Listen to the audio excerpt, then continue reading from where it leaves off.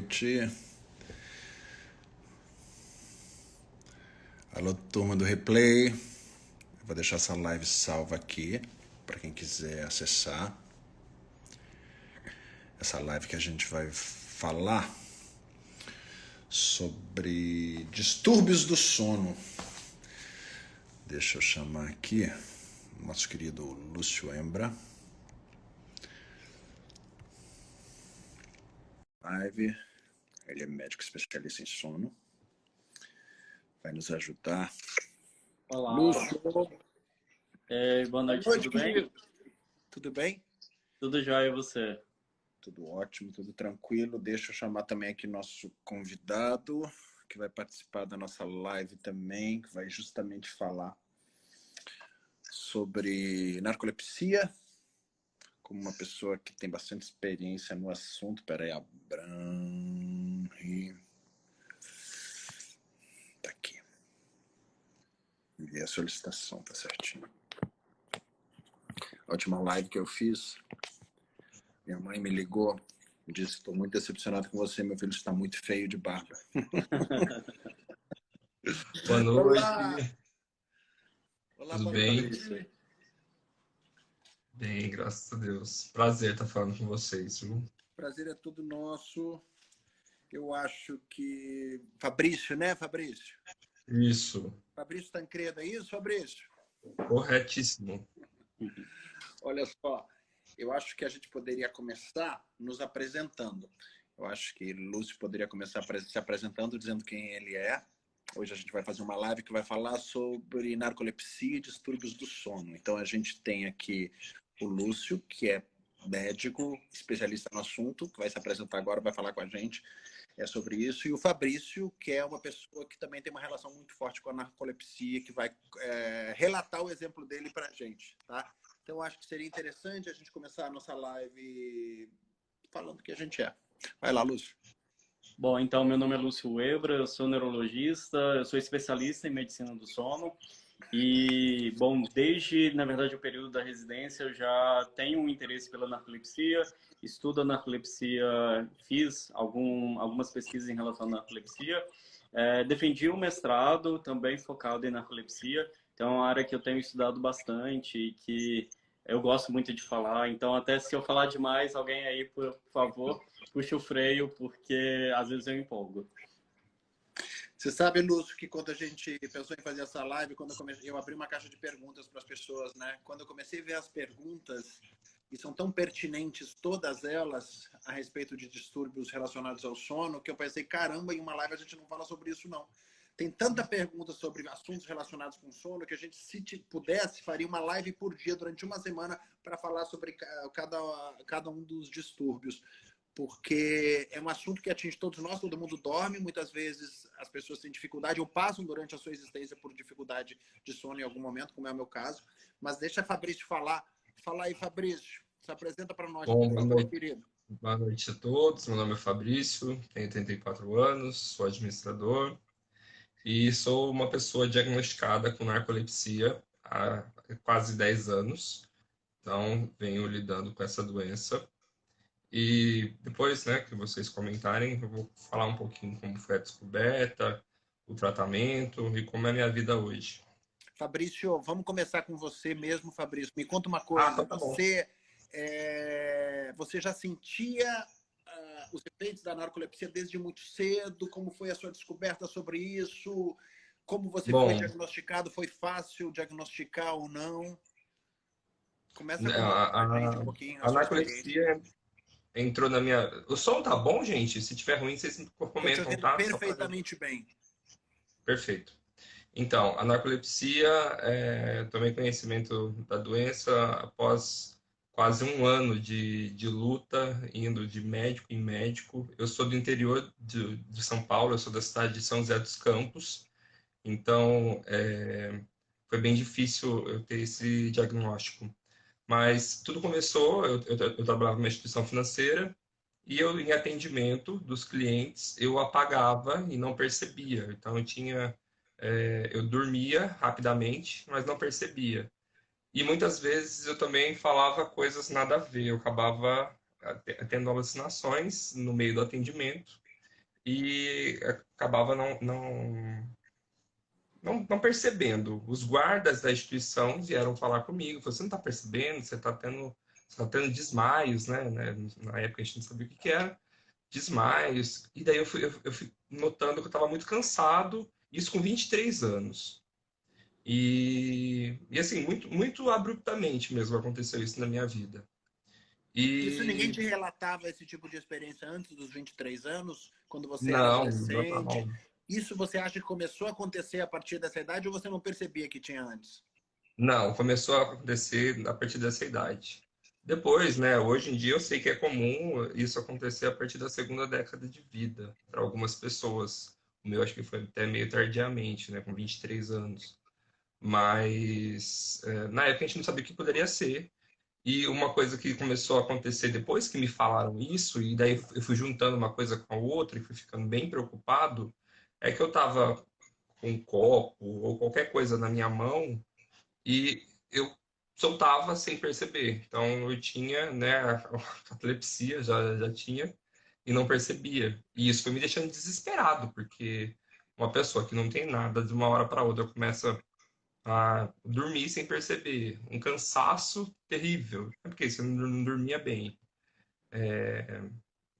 Enfim, à noite e tudo mais. Daí junta a ansiedade, junta você não saber o que você tem. Daí você começa a segurar as coisas, talher, copo. Eu evitava porque eu derrubava. Então eu perdia primeiro o tônus muscular da mão. E o tempo até eu descobrir a doença foi pescoço, entrou várias outras coisas junto. E na época eu não conhecia, né, nenhuma associação, nada, como hoje existe a BRAN, que eu faço parte como parceiro da Associação Brasileira de Narcolepsia e Hipersonia Idiopática, que nos ajuda e auxilia e tudo mais. Mas na época, na minha cidade, não tinha nada, desconhecia de qualquer recurso. Então eu comecei a ir em vários médicos. Então comecei otorrino, fui neuro, fui reumatologista, enfim, uma série de médicos, uma série de exames, até que um médico, um otorrinolaringologista, pediu que eu fizesse uma polissonografia. Só que na época, 10 anos atrás, eu acho que hoje as coisas já evoluíram, o Dr. Lúcio depois pode confirmar. Mas há 10 anos atrás, na minha cidade, por exemplo, para você ter um laudo de uma polissonografia, demorava no mínimo 30 dias. Então, assim, você já estava. Eu já fazia mais de um ano que estava procurando um diagnóstico. Fiz o exame, um exame desconfortável, que você coloca uma série de fios, uma série de microfones para acompanhar você durante uma noite de sono. Foi uma noite péssima, por sinal, e esperei um mês para sair esse laudo, e quando saiu o laudo, a pessoa falou, olha, você tem apneia do sono. Quer dizer que você está dormindo, você tem micro despertares, você não percebe, por isso que você está cansado. Então, assim, você precisa uma série de coisas que ele pediu, mas primeiramente, você precisa emagrecer para você respirar melhor durante a noite. Você precisa fazer uma cirurgia de desvio de septo para você respirar melhor. E você precisa tirar as amígdalas, a gente vai aproveitar e tirar as amígdalas para que você possa ter um fluxo de ar aí melhor durante a noite, que você possa respirar e não caia língua nem nada enquanto você estiver deitado, dormindo, né, para contribuir com essa apneia do sono. Fiz tudo o que ele pediu. Cirurgias horríveis, a cirurgia de desvio de septo e da retirada de amígdala. A recuperação é ruim pra caramba. Mas, assim, quando acabou a recuperação da cirurgia, que eu parei de tomar o medicamento, eu percebi que eu continuava com as mesmas coisas e nada tinha adiantado. E retornei a esse médico. Só que aqui em São José, os recursos eram limitados. Hoje em dia já conheço até médicos do sono que atuam na cidade, mas na época não tinha. E daí ele falou: olha, você vai ter que procurar um médico especialista do sono, porque eu achava que você tinha apneia do sono e você não tem apneia do sono. Você continua com os sintomas ainda. Então começou novamente a saga até que eu encontrei um médico especialista do sono, e ele, além da polissonografia que ele repetiu, ele pediu um teste de latência, né, um exame de múltiplas latências, que é um exame que se faz durante o dia, seguido geralmente da polissonografia. Então você passa uma noite dormindo, no outro dia você acorda ainda na instituição, né, onde você vai fazer o exame, e passa durante o dia, durante 5 períodos de sono. Depois o doutor explica melhor os termos técnicos. E para ver quantas vezes eu dormia durante o dia. Tipo, depois de uma noite de sono, quantas vezes eu dormiria durante o dia. E eu dormi em todos os períodos. E assim, no final, né, no meu laudo e tudo mais, eu demoro 19 segundos para entrar em sono REM e começar a sonhar e a ter alucinações, enfim. Ontem a gente estava até comentando com o Dr. Lúcio, através da live que a gente realizou pela Brani, sobre os sonhos vívidos e tudo mais, e eu tenho muito disso. Então, desde aquela época já era bem latente isso. Mas assim, no começo foi muito difícil, até a aceitação do diagnóstico, quando foi fechado e falou, olha, você tem uma doença neurológica rara, crônica, né? Não tem cura, você vai ter que fazer um tratamento para que você tenha uma qualidade de vida adequada, né? Aceitável e tudo mais. Mas não foi fácil, no primeiro ano foi muito difícil. Um cara com 23 anos, eu era já gerente de uma instituição financeira, ver a sua vida mudar, você vê a própria ambiente de trabalho, falar, mas será que é uma doença mesmo? Porque ninguém ouve falar de narcolepsia. Uhum. Daí ali já começaram os estigmas, né? Deve ter um Ali preconceito muito grande, né? Das pessoas que acham que é é, isso, né? pois é. Mas, e daí assim, eu ia fazer atendimento e daí algumas pessoas falam, nossa, mas esse gerente tá com cara de cansado, né? Umas brincadeirinhas, tipo, tava na farra a noite toda, não dormiu, alguma coisa assim, enfim. É, começou-se os preconceitos. Até que eu fui desligado da instituição. E depois disso eu fiquei um período bem recluso, vamos falar assim, não queria mais estudar, eu tinha acabado a faculdade, mas, enfim, até que tive a aceitação da doença, eu falei, não, eu preciso buscar recurso para poder superar isso. Não adianta eu ficar em casa sem fazer nada. Travou? Não, acho que não, né? Pensei Não, não. Estou te que ia ouvindo falar. bem. Tudo bem. Não adianta eu ficar em casa sem fazer nada, isso não vai me ajudar em nada. Então eu voltei para a escola, fui fazer pós-graduação e falei que eu não ia esconder mais essa doença de ninguém. Porque a gente começa a esconder, sabe? A gente não quer falar que a gente tem narcolepsia. Justamente porque as pessoas falam assim, narco o quê? Acha que narco é ligado a narcotráfico, faz uma série de confusões e esquecem que narcolepsia, né, são episódios de sonolência, não tem nada a ver, mas as pessoas, por ignorância ou por falta de informação, realmente acabam misturando as coisas. E daí, no meu primeiro dia de pós-graduação, eu fui lá na frente, falei, meu nome é Fabrício, tal, me apresentei, sou portador de uma doença neurológica rara e falei da narcolepsia. E dali para frente, eu comecei a militar, vamos dizer assim, a buscar pessoas que entendessem dessa doença, até que fui levado ao Instituto do Sono, que é o ambulatório da Unifesp, em São Paulo, e comecei a fazer o tratamento através deles, onde eu conheci o Dr. Lúcio também. E lá a gente tem contato, né, com o que há de mais recente nas pesquisas, de informação. Então, me trouxe esclarecimento sobre a doença. Mas até aí, e até conhecer os grupos de apoio, que através, né, do Sono eu tomei conhecimento, como a Brani, onde a gente troca informações e a gente vê que existem pessoas que têm o mesmo problema que o nosso, foi muito complicado, foi uma trajetória muito difícil. E a mesma coisa no mercado de trabalho. Hoje o mercado de trabalho é um mercado que fala que não, a gente tem vagas para PCD, né, para pessoas com deficiência, enfim, mas a narcolepsia ela não, infelizmente ainda não se encaixa, né, nesses diferenciais. E quando você vai explicar para o empregador, às vezes o empregador ele entende o seu posicionamento, né? Entende que não te afeta nada cognitivamente falando, né? No seu trabalho, apenas que você tem limitações em certos horários que você vai ter uma sonolência que é incontrolável. Mas com medicação a gente consegue levar com cochilos programados, enfim. Mas tem momentos que é incontrolável mesmo com remédio. E assim, a gente tem que contar com a empatia desse empregador. Só que às vezes a gente encontra a empatia do empregador, mas não encontra a empatia do colega de trabalho, que fala, nossa, mas por que que ele pode cochilar? Sabe? Então, assim, às vezes as pessoas não têm essa empatia, não trocam no lugar. Eu não cochilo porque eu quero. Eu cochilo porque é uma doença, porque se eu pudesse, eu estaria ali o tempo todo, normal. Então, assim, a gente encontra de tudo. Ou vice-versa. No meu último emprego, eu trabalhava numa fábrica e todos sabiam do meu problema. Então, assim, tem locais que te acolhem muito bem. E tem locais que, quando não é um, é outro que vai implicar com o seu problema, entendeu?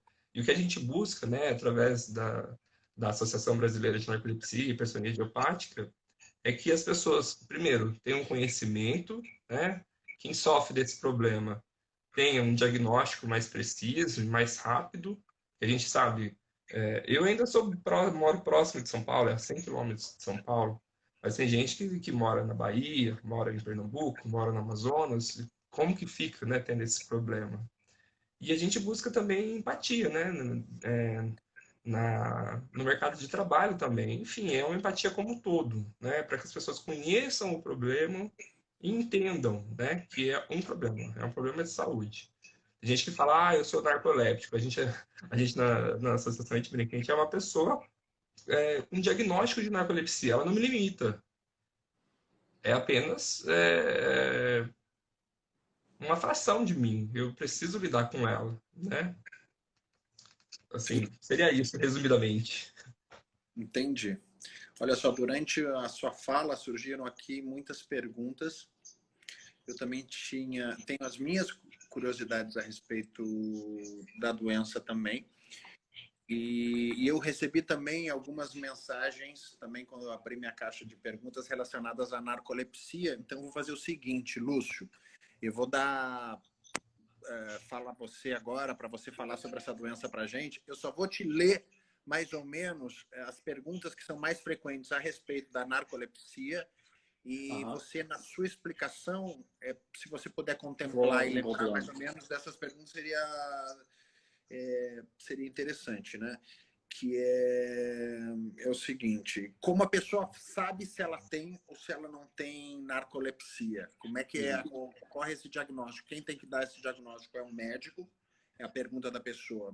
Outra pergunta: leva ao desmaio? Pelo que você estava contando dentro da sua experiência na questão do copo e tal, pelo que você narrou aí, pelo que eu vi, chegava a ponto de desmaiar de sono, né? No desmaio no sentido de dormir, né?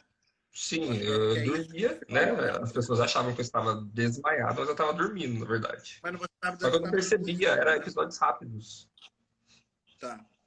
O fato de você ter apneia do sono não significa necessariamente que você possa ter narcolepsia, ou que possa ser um indício que a pessoa que tem apneia tem mais chance de ter narcolepsia.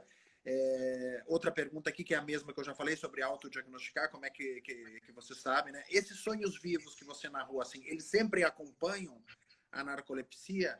Narcolepsia tem algo a ver com depressão, ou o fato de eu estar falando isso é preconceito com a doença? Bom, vamos lá. Vou começar lá do início. Então, assim, o que é a narcolepsia? Então, até o Fabrício falou um pouco, mas a narcolepsia, então, é uma doença do sono, neurológica, e que tem uma lesão numa área bem específica do cérebro. Então, existe toda um conhecimento fisiopatológico, assim. É uma área bem específica do cérebro que produz uma proteína, um peptídeo que está ali afetado. E aí, na verdade, surgem todos os sintomas relacionados com a doença. Então, quando a gente fala em doença rara, eu vi até que alguém perguntou quanto da população teria essa doença.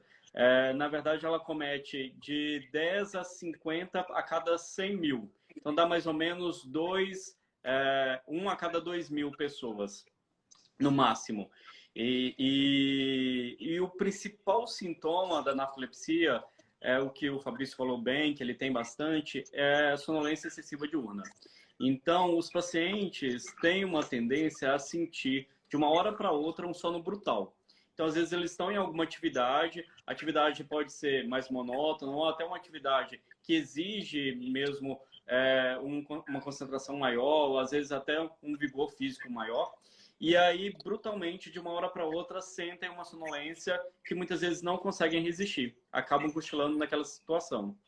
E, então, esse é o principal sintoma, sonolência excessiva diurna, que aparece principalmente como esses ataques de sono. De uma hora para outra, vem um sono brutal, um sono irresistível e acaba dormindo naquela situação. É muito mais comum ter esses ataques de sono quando o comportamento, a atividade que a pessoa está fazendo é mais monótona. Então, é muito mais comum ter esse ataque de sono, por exemplo, quando está lendo, quando está estudando, assistindo um filme, assistindo a novela. Isso é muito mais comum. Mas os pacientes que têm, na verdade, um quadro mais grave, às vezes pode ter isso em momentos muito ativos. Tinha uma paciente que tinha tocando tambor. Ela era de uma bateria da faculdade, e às vezes tocando tambor, no meio de toda a bateria, ela tinha esses ataques de sono. Então, esse é um sintoma que todo mundo tem e que faz parte ali até do diagnóstico da narcolepsia. Mas aí tem vários outros sintomas e até alguns que confundem com essa situação de desmaiar. Um outro sintoma que é muito comum, aí quase 70% dos pacientes, é o que a gente chama de cataplexia. Cataplexia seria assim, perder o tônus muscular, perder o jogo da musculatura. Então, em geral acontece numa situação de uma emoção muito forte.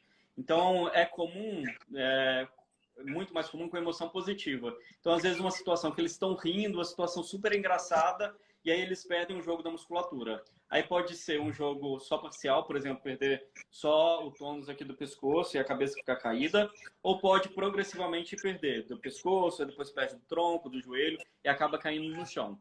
Só que nesse momento a pessoa não está desmaiada, ela está só com a musculatura toda flácida. E aí ela vê tudo o que está acontecendo, não está dormindo, inclusive, mas está com ali essa dificuldade de se movimentar. Então, uma situação de uma gargalhada e perde o jogo da musculatura é um segundo sintoma da narcolepsia. E aí tem outros, o Fabrício falou um outro que ele tem, que são alucinações. Às vezes tem, é como se o sonho projetasse quando o paciente está acordado. Então, às vezes, assim que ele vai começar a dormir ainda acordado, ou logo que ele acorda, ele tem uma imagem ali, ele vê uma entidade ali, uma assombração, um monstro que está ali no quarto. E aí dura alguns segundos, poucos minutos, e aí depois aquela imagem some. O sono também da noite de quem tem narcolepsia é muito ruim, acorda várias vezes, tem vários despertares.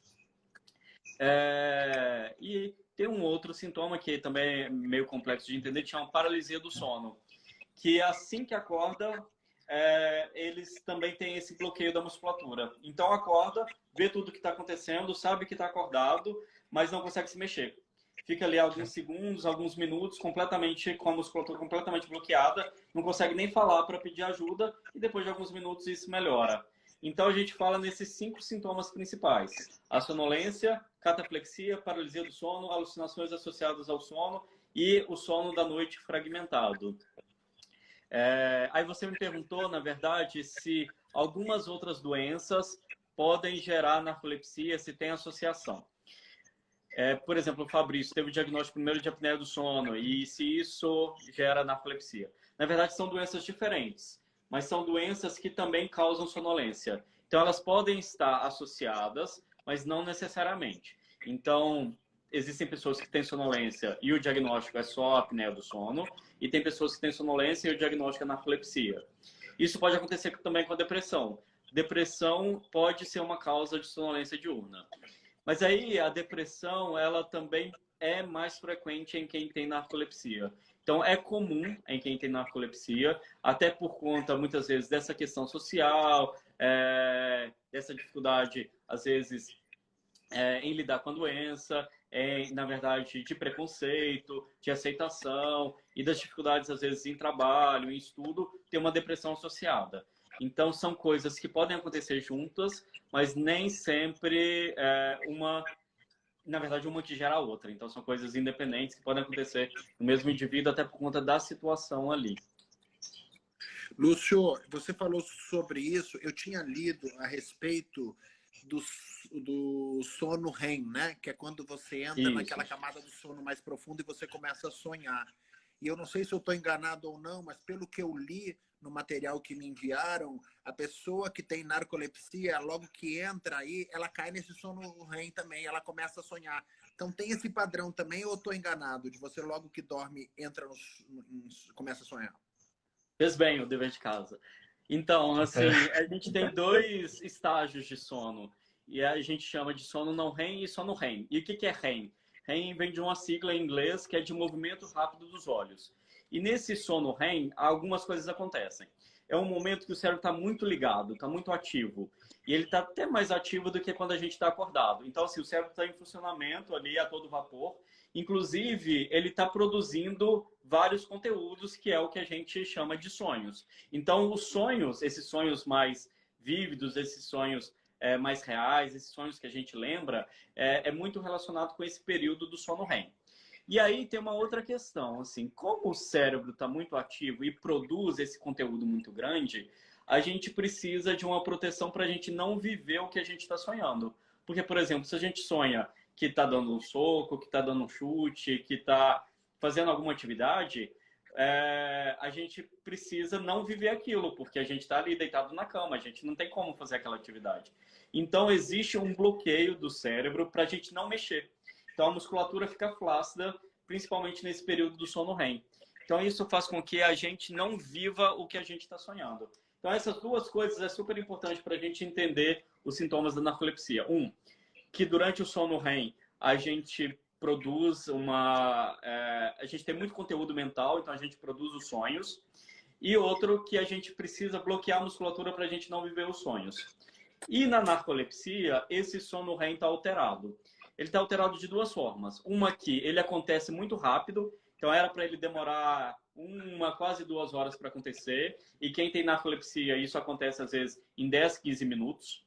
E outra que esse sono REM, ele está todo perturbado, ele está todo fragmentado. E aí, o que devia acontecer só no sono REM, acontece às vezes com o paciente acordado ou em outro estágio do sono. Então, isso dá para a gente entender, por exemplo, se ele tem o sonho quando ele está acordado, ele vai ter isso que a gente chama de alucinação.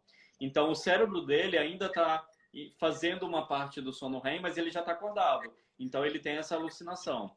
Ou o cérebro dele está bloqueando a musculatura para não viver o sonho. Aí, por isso, tem esses outros sintomas, a cataplexia ou a paralisia do sono. Então, entender a narcolepsia seria isso. Esse sono REM está perturbado. Ele está acontecendo quando não devia, ou ele está acontecendo de forma fragmentada. Aí o que devia acontecer só quando a gente está sonhando, acontece também acordado. E por isso dá todos esses sintomas que são bem diferentes, né? Às vezes é até difícil, aí talvez o Fabrício pode até comentar, reconhecer que isso é um problema de saúde. Muitas vezes os pacientes, eles fazem uma associação, então buscam um outro significado para aquilo. Por exemplo, às vezes buscam uma explicação na religião, alguma explicação paranormal ou alguma explicação cultural. É comum, assim, às vezes, essas pessoas que têm alucinação e às vezes têm, dentro da crença religiosa dela, um significado para aquilo, ela falar que é uma possessão ou uma entidade ruim, algo nesse sentido. Tem até uma questão que é super interessante, que eles viram que várias pessoas que têm bloqueio da musculatura, que é a paralisia do sono, e com alucinação, muitas falaram que, na verdade, tinha tido uma experiência de ter sido abduzidas por ETs.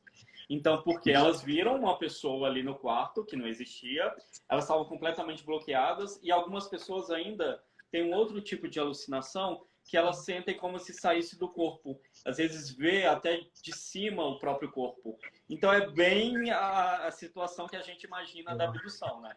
Tem ali uma imagem que parece um ET ali na sombra, ali no quarto. Você tem essa sensação de que está flutuando e às vezes vê o corpo de cima para baixo, e ali você vê seu corpo ali e tem essa impressão então que foi abduzido. Então, tem várias, às vezes, interpretações que são muito culturais, paranormais, religiosas, e que até identificar que isso é um problema de saúde que acontece com outras pessoas, é difícil, demora muito. Sabe o que acontece? Você falou sobre isso e quando eu li também o material que me foi enviado, falava sobre de 8 a 15 anos, às vezes leva para você conseguir dizer que a Que é o pessoa tem essa diagnóstico. doença ou não. O que acontece você foi muito claro, você explicou muito bem, só que às vezes esses sintomas que você narrou para gente acontecem individualmente no ser humano, não todos juntos. Né? Por Exato. exemplo, teve um cara que escreveu aqui, eu já dormi em pé no show. Isso não quer dizer que ele tenha Aham. narcolepsia. Exato. Ele bebeu, ele estava cansado, o show demorou Exato. muito. Então, tem várias questões que envolvem. Esse, por exemplo, do sonho que projeta quando acorda. Eu tenho um amigo meu que me narra isso constantemente e que conecta isso no sentido religioso na vida dele. Sim. Mas ele só tem esse aspecto a princípio. Ele não tem os outros aspectos que ele me contou. Então, por exemplo, comigo já aconteceu de eu estar dirigindo o carro de manhã e eu tive uma noite razoável de sono e eu dar aquela piscadela e dormir no trânsito. Isso significa que eu tenho narcolepsia? Porque eu tenho apneia do sono. E a minha apneia, muitas vezes, ela é muito forte e me dá uma sensação muito grande de morte iminente. Porque o que acontece comigo, por exemplo? Eu paro de respirar dormindo e quando volta a respiração eu faço... meu cérebro logo não conecta que o cérebro voltou. Então, às vezes, eu chego a levantar da cama e bater na parede do outro lado. Até perceber que não, o ar voltou, tá tudo certo. Mas para quem tem isso, a apneia do sono, dá uma sensação horrorosa no pior horário do dia, que é quando você está dormindo, onde todas as sombras podem se tornar vultos fantasmagóricos na sua vida. Você tem a sensação de que não, vou morrer. O que aconteceu aqui? Eu parei. Eu imagino que deve ser muito difícil. O que você poderia me dizer, Lúcio, para você dar o diagnóstico para a pessoa e dizer, não, essa pessoa aqui tem narcolepsia. Porque pelo relato que ele fez, realmente, dormir durante o trabalho, deixar cair um copo, é num nível de tudo isso que eu estou falando muito elevado. Tem a ver com esse nível para você dizer, não, isso é narcolepsia. Não, um desmaio um dia não é narcolepsia. Como você consegue detectar isso? Porque você falou a respeito de uma lesão num lugar determinado do cérebro. Isso você visualiza em algum exame ou não? Bom, vamos lá. Primeiro dessa parte de sintomas, do que as pessoas sentem, se parece ou não narcolepsia. Primeiro, todo mundo que tem narcolepsia tem que ter sonolência diurna. Então, se tem algum outro desses sintomas que eu falei, mas não tem sonolência diurna, então já não parece narcolepsia. Esses outros sintomas podem acontecer com pessoas saudáveis ou em situações específicas, depois até comento mais. Mas falando da sonolência diurna, então, que é o sintoma principal, quando que a gente vai pensar que essa sonolência diurna pode ser narcolepsia? Tem que ter pelo menos 3 meses de sintomas. Então, se for algo que acontece muito uma vez ou outra, já não parece narcolepsia. Então, tem que acontecer pelo menos por 3 meses seguidos. E nesses 3 meses, acontecer de forma frequente, praticamente todos os dias.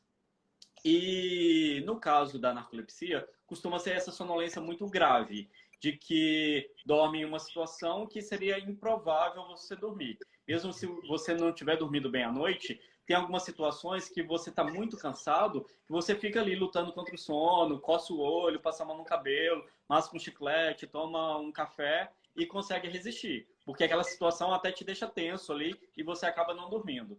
Já para o narcoléptico, para quem vive com a narcolepsia, isso é muito difícil. Então, se o ataque de sono é brutal e ele acaba dormindo ali naquela situação. Mas, se a pessoa tem sonolência muito frequente, mais do que 3 meses, aí precisa mesmo passar em consulta. É difícil o próprio paciente falar assim, eu acho que eu tenho narcolepsia ou eu tenho outra coisa. Tem várias causas para sonolência diurna. Você falou uma que é muito comum, que é a apneia do sono. Existe uma que é ainda mais comum, que é a mais frequente de todos, que é dormir a quantidade de sono insuficiente. Se você dorme ali menos do que você precisa, você vai ter sono no dia seguinte. E se você está dormindo menos que precisa todas as noites, então todos os dias seguintes você vai ter sonolência diurna. Aí tem várias. Tem bruxismo, tem síndrome das pernas inquietas, que eu vi que alguém até perguntou, depois eu posso falar. Então, assim, insônia. Então, várias doenças do sono podem gerar sonolência diurna.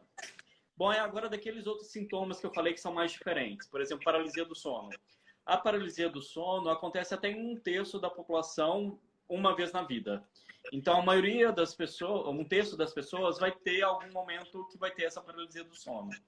E aí é mais comum, por exemplo, depois de ter dormido mal, depois de ter tomado, talvez consumido álcool, de ter tomado muito café próximo do horário de dormir, dormiu fora do horário habitual, dormiu no sofá. Isso é mais comum acontecer quando a sua rotina do sono é ruim.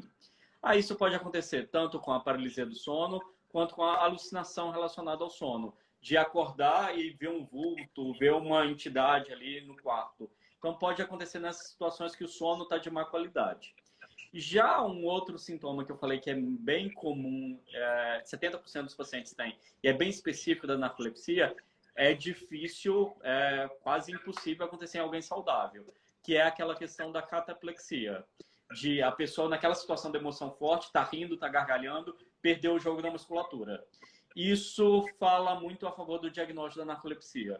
Então, quem tem essa vivência de uma situação muito engraçada, está gargalhando muito e perde o jogo da musculatura, isso é bem sugestivo de narcolepsia. Então, essa pessoa tem mais chance de ter esse diagnóstico. Bom, aí você me falou como que a gente faz o diagnóstico. Isso é difícil. Até acabei de participar de uma aula sobre isso para neurologistas, que é realmente uma questão que pouca gente tem acesso a essa informação e mesmo quem sabe, às vezes é difícil confirmar, por isso que esse diagnóstico demora tanto. Tanto porque as pessoas demoram a procurar o atendimento, tanto porque o diagnóstico é difícil. Então, tem alguns exames que a gente faz para a gente tentar confirmar se o paciente tem narcolepsia. Primeiro, a gente tenta confirmar aquelas duas coisas que eu falei que acontecem em quem tem narcolepsia. Primeiro, dorme muito rápido. Segundo, tem o sono REM quando não devia, o sono REM muito precoce. Então, a gente faz um exame que a gente monitora o paciente, coloca vários eletrodos. A gente coloca eletrodo para ver a atividade elétrica cerebral, para ver o movimento do olho, porque a gente precisa ver aquele sono REM, o movimento rápido do olho. Coloca aqui um eletrodo para a gente ver a musculatura, para a gente ver aquela atonia que eu falei, aquela perda do jogo muscular. E aí a gente vai, o paciente dorme no laboratório e no dia seguinte a gente dá 5 oportunidades para ele tentar dormir. Então ele vai às 8, às 10, 12, 14, 16, deitar na cama e a gente vai falar assim, tenta dormir. E aí a gente vai ver quanto tempo ele demora a dormir. Os pacientes com narcolepsia, eles dormem em média menos de 8 minutos. Se a gente fala, tenta dormir, nessas 5 oportunidades ali que a gente dá. E se a gente vê 15 minutos do sono dele, eles já entram nesse sono REM. Então, eles entram nesse sono REM de forma muito precoce. Então, com esses dois combinados, a gente fecha o diagnóstico. Mas eu falei de uma área cerebral que está lesada e que não está funcionando e que deixa de produzir uma coisa. O que é isso? Então, tem uma área cerebral que chama hipotálamo, que produz uma substância que chama hipocretina.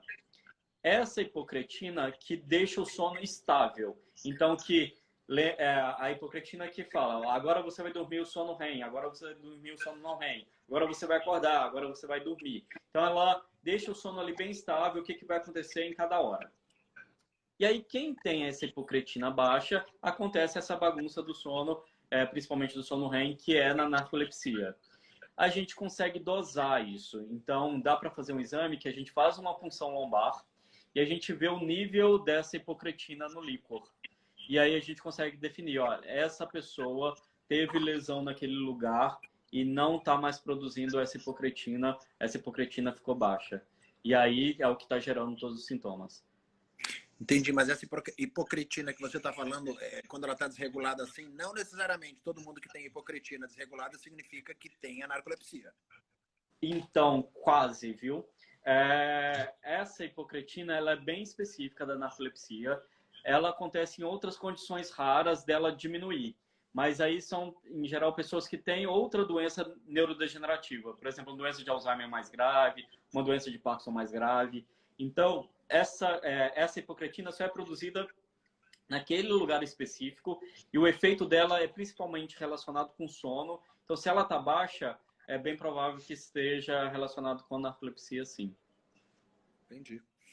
Olha só, são 9h42 agora, nossa live vai até às 10 horas da noite. Eu tô com uma pena, porque eu tenho tanta pergunta para fazer, mas tanta pergunta, mas tanta curiosidade que eu sei que não é só minha, de uma galera, eu tento até não falar de mim, para tentar atingir as curiosidades que são mais gerais, porque senão eu fico falando das minhas curiosidades sobre o sono. Mas eu vou tentar ser um pouco mais geral nesse aspecto para atingir um maior número de pessoas. Fabrício, se você quiser comentar, falar, fique super à vontade aqui, tá? E queria te falar, primeira pergunta, qual a importância do sono?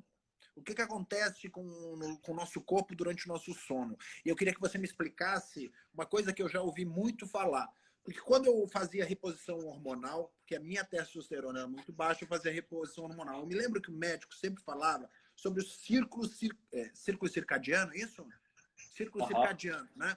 E eu percebi que uma pessoa, durante esse assunto que você estava falando agora, ela falou sobre desintoxicação do círculo circadiano. Confesso que eu fiquei sem entender. Então, eu queria que você começasse agora, que talvez tivesse sido o nosso início, falar sobre o sono, sobre a importância dele e falar sobre esse círculo circadiano que parece que o nosso corpo tem um funcionamento que respeita horas para todos os indivíduos, né? Que mais ou menos acontece. Eu me lembro dele falar muito sobre GH, falar sobre a produção do GH, que acontecia o pico dela a tal hora. Então, se você não tivesse dormindo até tal hora, você não tinha produção boa de GH, e GH era o responsável por manter a massa magra, por dar uma boa qualidade de sono, enfim. Passa a bola para você, querido. Então, primeiro começar pelo ritmo circadiano, aí chego no sono. Então, o que é o ritmo circadiano? Circadiano é cerca dia, então das 24 horas. Então é tudo que acontece, que varia, que se repete a cada 24 horas. Então, o corpo humano, ele tem vários ritmos circadianos, várias coisas que se repetem a cada 24 horas. Uma das coisas que se repetem a cada 24 horas é o sono, que a gente dorme mais ou menos todos os dias no mesmo horário e acorda mais ou menos todos os dias no mesmo horário. A gente tem um relógio biológico. Então, a gente tem bem definido que todo dia a gente dorme mais ou menos aquela quantidade de horas naquele horário. Mas tem outras coisas. Por exemplo, a gente sente fome também praticamente os mesmos horários de um dia para o outro. E tem várias questões do corpo que funcionam assim. Então, tem vários hormônios que são produzidos especificamente em um horário. Então, tem várias funções corporais que seguem isso. Essa repetição a cada 24 horas. Bom, e por o que é a relação do sono com isso? Por que isso é importante falar? Primeiro, porque é importante a gente conhecer que a gente tem um relógio biológico, então que a gente tem o nosso horário de dormir e de acordar, que isso sempre deve ser respeitado. Se a gente não dorme no horário que seria o ideal, a gente já está fazendo algum mal para o nosso sono, para a nossa qualidade de vida, para a nossa saúde de forma geral. Seja encurtar o tempo de sono, ou seja, dormir no horário que não seria o mais próprio para a gente. Bom, e aí existem algumas questões que acontecem no sono e que não acontecem quando a gente está acordado, que a gente precisa do sono para acontecer. Então, alguns hormônios a gente produz só em alguns estágios do sono. Um deles é o GH. O GH, que é o hormônio do crescimento, a gente produz no período do sono de ondas lentas, que é um período do sono bem profundo. E aí é um período que o cérebro está bem descansado, o cérebro está trabalhando um pouco menos, e o metabolismo ele está pensando em mais conservar energia, não de gastar energia. Então, até nessa ideia de conservar energia, ele produz o GH, até para ganhar massa muscular, tudo isso, que vai ter a relação ali com esse estágio do sono. Então, é como se fosse um período de repouso, então que o corpo descansa muito, produz alguns hormônios que aproveita que é esse período de pouca atividade para manter isso, de conservar mais energia, produzir mais, o que vai levar para um estoque mais de energia. Uma das questões é essa questão do metabolismo do GH. Mas o sono tem várias importâncias, assim. Ele tem importância na consolidação da memória. Então, o sono REM, que é aquele sono que a gente tem uma atividade cerebral muito grande, que a gente tem os sonhos, a gente consolida melhor a memória ali. Até os sonhos, talvez, tenha uma implicação nisso. Existem algumas teorias que a gente sonha para, por exemplo, reviver o que a gente viu durante o dia e a gente experimentar em primeira pessoa alguma coisa que a gente viu, alguma coisa que a gente ouviu falar. Então, o sonho, ele até permite a gente criar uma memória corporal de algo que a gente só viu durante o dia. Porque no sonho, a gente é o personagem principal. Então, a gente vive aquilo em primeira pessoa. Então, a gente acaba programando melhor isso. Bom, aí tem outras importâncias do sono. Até o motivo principal, por que a gente dorme? Porque a gente ficou um tempo grande acordado. Quanto mais tempo a gente fica acordado, mais a gente sente sono. Então, o sono surge porque a gente passou um período grande acordado. Então, a gente precisa dormir para repor, para repousar e repor várias questões que foram degradadas durante o período que a gente ficou acordado. Então, sim, o sono é muito importante. A maioria das pessoas, quando vai falar de importância do sono, elas vão falar assim: a gente passa um terço da noite, um terço do dia dormindo, cerca de 8 horas dormindo. E isso mostra o tanto que o sono é importante. Mas, na verdade, assim, a gente passa essas 8 horas dormindo, mas o nosso dia ele é todo em função de como a gente dormiu. Então, se você dormiu mal, você vai ter sono durante o dia. Se você dormiu mal, você não produziu algum hormônio que você vai precisar durante o dia. Então, é muito mais que isso, assim. Apesar de a gente ter aquelas horas de sono que acontecem à noite, muito do que a gente vive durante o dia é por conta do sono que a gente teve também. Você sabe que isso que você está falando, para eu que tenho um filho pequeno, de 2 anos, isso é mais claro ainda, porque na criança tudo isso que você está falando fica mais óbvio. Por exemplo, o horário, ele tem uma rotina. Começa a se aproximar do horário do sono dele, eu percebo que ele começa a ficar irritadiço. E todos esses fenômenos que você está me falando, eles ficam mais claros numa criança. Chega no horário do sono, isso tudo fica mais óbvio. Eu acho que nós adultos, por uma série de características que nos atingem, que a gente pode consumir, o café, o álcool, o estresse do nosso dia a dia, uma série de coisas que geralmente num adulto influenciam mais do que numa criança que tem um mundo mais preservado disso, fica variável. Numa criança, esse relógio fica bem, para uma criança que tem rotina como meu filho, fica bem claro e bem óbvio. Mas aí me surge a seguinte questão. Esse relógio pode ser variado? Por exemplo, tem pessoas que têm rotinas diferentes. Tem pessoas, por exemplo, como meu marido, que ficam acordados até mais tarde. Tem um horário de dormir diferenciado do horário que eu tenho. Eu percebo que pessoas assim, às vezes, têm preconceito.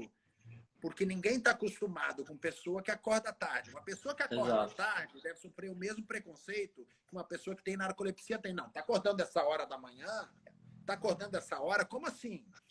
Por que você acorda? Mas eles não sabem que trabalhou até mais tarde, o horário que foi até mais tarde. Então, esse círculo que você está dando, respeita isso ou não? Os órgãos têm os seus horários e aí um cara que vai dormir muito mais tarde tem uma produção de GH inadequada. Como funciona? Eu vou usar os dois aí, o João e o Pedro, para explicar isso. Primeiro, assim, o relógio biológico ele varia ao longo da vida. Então, as crianças, elas têm um horário diferente. Então, principalmente o recém-nascido, ele tem uma quantidade de sono muito maior do que o adulto. E o horário de sono ainda acontece durante o dia e durante a noite. À medida que vai envelhecendo, aí começa a ter menos cochilos e o horário de sono fica mais durante a noite. Mas mesmo assim, a criança que dorme à noite, sei lá, 6, 7 anos, ela dorme mais do que um adulto. Aí, com o tempo, vai encurtando esse tempo de sono da noite. Aí depois fica realmente só o sono da noite e a maioria das pessoas não precisa ou não faz cochilo durante o dia. Bom, mas aí, à medida que vai envelhecendo, ainda muda o relógio biológico. As pessoas idosas, elas têm uma tendência a dormir mais cedo, acordar mais cedo, e também o sono da noite encurtar um pouco e fazer cochilo durante o dia. Então, à medida que a criança... Então, voltando, a criança, o sono vai predominando à noite, era grande vai diminuindo, aí depois fica o sono do adulto, e à medida que vai envelhecendo, puxa para mais cedo, encurta e surge de novo o cochilo durante o dia. Então, à medida que a gente envelhece, o nosso ritmo biológico muda. Mas, aí voltando agora para o João, o que acontece? Cada pessoa tem um ritmo biológico. Isso é definido geneticamente. Isso é uma coisa herdada, isso é uma coisa de herança familiar. Então, existe uma tendência da família as pessoas terem um horário de sono parecido, porque isso é realmente algo geneticamente definido. E para cada pessoa é um horário e uma quantidade de sono. Então, tem gente... Posso fazer uma pergunta? Desculpa. Pode terminar, depois eu pergunto. Ah, então. Tem gente que precisa, por exemplo, de 6 horas de sono, tem gente que precisa de 10 horas, tem gente que precisa de 14 horas. E tem gente que dorme meia-noite e acorda às 8, tem gente que dorme 7 da noite e acorda às 7 da manhã. Então, cada um tem o seu horário. Então, assim, tem que aprender a reconhecer esses horários. Tanto a necessidade, a quantidade de horas de sono que precisa e qual é o seu horário preferencial para dormir. Uma coisa que acontece muito, que as pessoas às vezes não se dão conta, é assim, de às vezes ter sono em um horário, por exemplo, ter sono às 9, e aí não dorme, porque quer ver a novela. E aí ela empurra isso para mais tarde. E depois, quando ela vai tentar dormir mais tarde, ela já não consegue, porque ela perdeu aquela janela de oportunidade ótima para o sono. Então, assim, reconhecer os seus horários, isso ajuda muito, tanto para você dormir a quantidade que você precisa, quanto para você aproveitar a oportunidade ótima ali do sono. Entendi.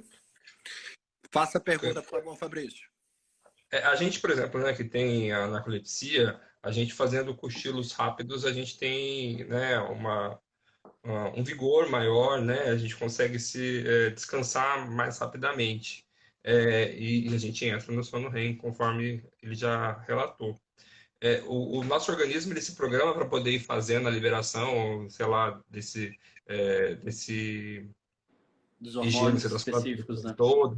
isso, dos hormônios específicos, que é uma preocupação que eu tenho, porque o meu sono é É, muito fragmentado à noite, é um sono horrível. E daí eu fico é, falando, será que eu estou fazendo tudo certo? Será que o meu organismo está produzindo as coisas? Então, isso realmente é um problema que a gente conhece muito mais como um problema teórico, a gente não sabe a implicação prática. Porque aí, voltando lá no ritmo circadiano, existem duas questões. Uma é, existem algumas coisas que a gente faz em determinada hora do dia, que tem muito a ver com a exposição da luz, a temperatura do dia. Então, tem algumas coisas que acontecem naquele horário, independente se a gente dorme aquele horário ou não. Então, tem algumas coisas que têm um ritmo mais parecido de todo mundo. E existem algumas outras coisas que acontecem de acordo com o sono. Então, se a gente está dormindo, ou horas depois de dormir, ou logo antes de dormir. Então, são duas coisas que se encaixam ali, que é um pouco mais complexo. A tendência é, na verdade, assim, o corpo ele é treinado também. Esse relógio biológico a gente consegue enganar. Então, por exemplo, uma pessoa que tem uma tendência de dormir cedo e acordar cedo, mas toda a família dorme tarde e acorda tarde. Essa pessoa consegue usar algumas estratégias para empurrar o relógio biológico dela para mais tarde. Então, por exemplo, ela consegue se expor mais à luz próximo do horário de dormir, do horário que ela sente sono.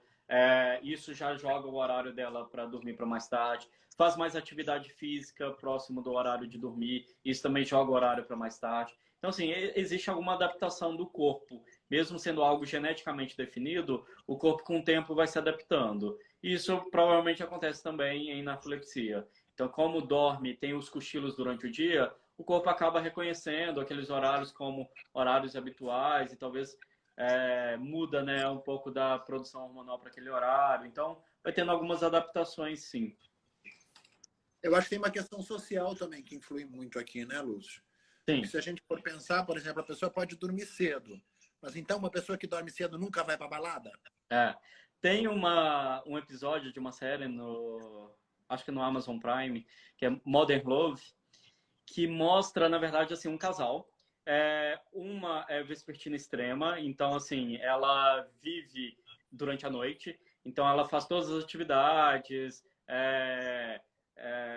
até se alimentar, as principais refeições dela é durante a noite, ela encontra os amigos durante a noite, ela se diverte durante a noite, trabalha durante a noite, tudo à noite. E ela conhece um cara que, na verdade, tem um horário habitual, que é tudo durante o dia. E eles têm uma dificuldade muito grande para manter esse relacionamento. Por conta dessa dificuldade, dessa sincronia dos horários de um e do outro. Então, existe essa pressão social. E, em geral, assim, a pressão social é mais em quem é fora da grande maioria. Então, por exemplo, quem dorme mais tarde, acorda mais tarde, ela acaba sendo obrigada a acordar cedo porque o mundo acorda cedo. Então, assim, ela acorda cedo para trabalhar de manhã.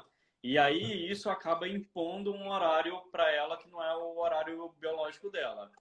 E aí até nessas pessoas acontece uma coisa que é bem legal de comentar também, assim, vamos fazer essa hipótese. Assim, alguém que dorme muito tarde, acorda tarde.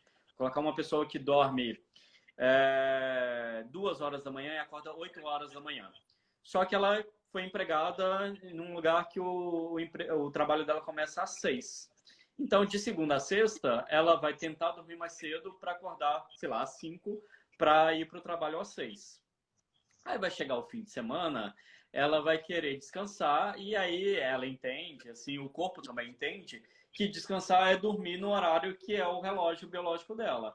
Aí ela vai dormir mais tarde e acordar mais tarde. E aí é como se ela, no fim de semana, fosse para um fuso horário diferente.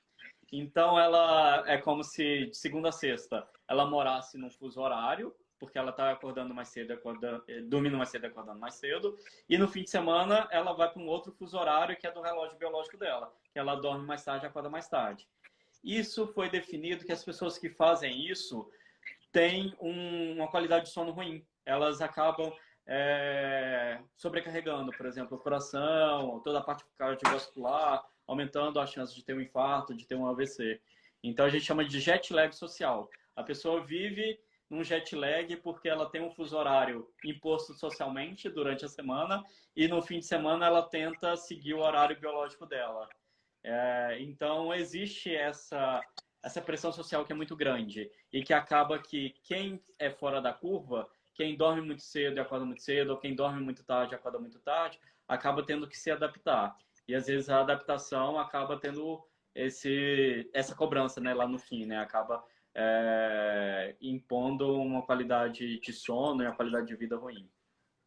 Isso que você está falando lembra muito a mim, parecia que você estava falando da minha história. Só que no meu caso é invertido disso. Porque como o João tem a capacidade de fazer o horário dele, ele não precisa mudar o horário dele.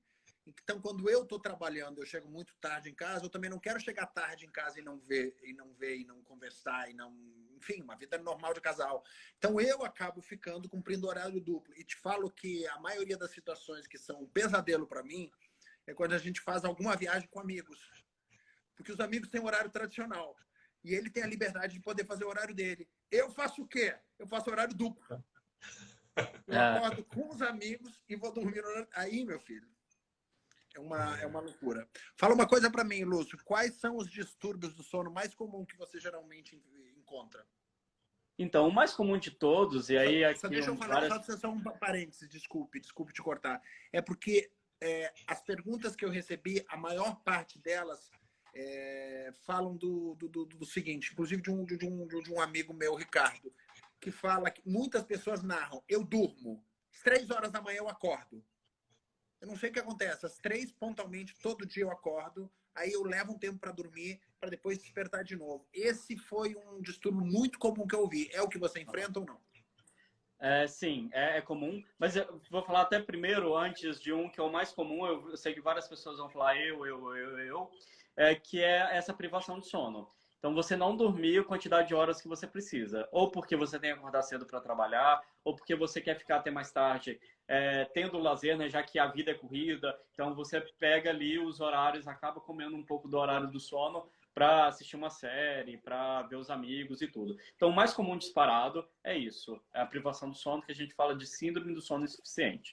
Outras muito comum, insônia, que aí é esse caso da pessoa ou que tem dificuldade para começar a dormir, ou que acorda no meio da noite e não consegue voltar a dormir, ou que não consegue prolongar o sono até o horário que ela acha que seria o ideal para acordar.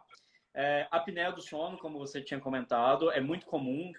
Basicamente, 1/3 da população tem algum grau de dificuldade respiratória, tem algum grau de apneia do sono. Aí tem outras mais raras que eu vi até que alguém perguntou aqui em algum momento: sonambulismo, síndrome das pernas inquietas, a narcolepsia que a gente estava falando hoje, que hoje é o Dia Mundial da Conscientização da Narcolepsia. Então tem várias outras que são menos comuns, mas as 3 assim mais frequentes que a gente vê, e aí pelo menos a gente tem pelo menos uma meia dúzia de amigos que tem essa síndrome do sono insuficiente, então não dormem a quantidade de horas necessárias, insônia, paralisia e apneia do sono. Entendi. Olha só, Lúcio e Fabrício, a gente vai ter que encerrar e eu estou lamentando tanto encerrar agora, porque eu te confesso que eu quase não cheguei nem na metade das perguntas que eu tenho para te fazer. Eu vou tentar te cantar para ver se a gente marca uma outra live no outro dia para falar sobre outras questões relativas ao sono, porque as perguntas Seria são maravilhoso. podemos fazer. Eu só queria fazer só um convite. Faça, por Gostaria favor. que as pessoas que às vezes têm mais dúvidas também, às vezes não sabe se tem, se não tem, para visitar a página da Brani, né, da Associação Brasileira de Narcolepsia e Hipersonia Idiopática. A gente tem parceiros excelentes como o Dr. Lúcio e outros médicos também que nos auxiliam. E se a gente não souber responder, a gente pode encaminhar e auxiliar também. Seria interessantíssimo você marcar uma outra live para a gente poder falar sobre esse assunto, que é um assunto muito atual, eu acho, né? A maioria das pessoas sofre algum distúrbio do sono. E para verificarem também lá na Brani o coral que a gente fez em comemoração ao Dia Mundial de Conscientização da Narcolepsia. Então depois vocês vão lá dar uma acessada para vocês verem. E agradecer ao Carmo, né, por ser tão generoso e estar comentando sobre esse assunto tão importante que a gente precisa trazer em voga na sociedade para até desmistificar, enfim. E o Dr. Lúcio, que é um parceiro que está sempre com a gente, que veste a camisa, que está sempre ali nos amparando. Muito obrigado, viu? Em nome da Associação Brasileira de Narcolepsia e Hipersonia Idiopática, eu agradeço a todos vocês. Obrigado, Fabrício. Olha só, eu vou deixar essa live gravada, eu vou marcar vocês ali, tá? Ótimo. Se você quiser encerrar agora falar alguma coisa, Lúcio, fica à vontade. Então, vou até falar, na verdade, sobre essa questão da narcolepsia e do dia de hoje. Então, assim, eu que tenho essa vivência de estudar e atender pacientes com uma doença rara, a gente vê o tanto que a informação faz diferença. Então, eu acho que se eu não estivesse aqui, se eu deixasse você falando com o Fabrício, ele ia te responder todas essas perguntas, de tanto que a gente foca nisso, de realmente difundir a informação sobre a doença. Quando o paciente tem o maior conhecimento da sua doença, ele consegue, na verdade, buscar recursos para se tratar e para lidar melhor com isso, entender, na verdade, todo o contexto que abrange ali a sua condição. Então, e por ser uma doença rara, é muito desconhecida ainda, o diagnóstico é muito tardio, e ter esses eventos que a gente consegue falar sobre isso é uma oportunidade muito grande, assim, de poder viabilizar mesmo o diagnóstico para mais pessoas. E viabilizando mais o diagnóstico, a gente aumenta, na verdade, isso, as pessoas que conhecem o seu diagnóstico, que buscam um tratamento, e a partir daí a gente consegue até mais recursos. Por exemplo, o que o Fabrício tinha comentado, da dificuldade em ter um apoio social, por exemplo, de algumas ajudas no trabalho sobre cochilos programados, ou de ter um amparo em relação ao emprego, ao risco de acidente, tudo isso. Políticas então, também, né? Que a gente precisa, né? E medidas políticas até, né? Então, agradeço essa oportunidade de poder falar um pouco sobre a narcolepsia e eu acho que realmente faz a diferença, assim, a gente difundir a informação. Então, é isso. Fiquei muito feliz. Tá certo, meninos. Obrigado, viu? Uma boa noite. Eu agradeço a todo mundo que nos acompanhou aqui e até breve. Obrigado, Lúcio. Obrigado, Fabrício. Tchau. Tá, Boa noite. Tchau, boa noite. Obrigado. Obrigado.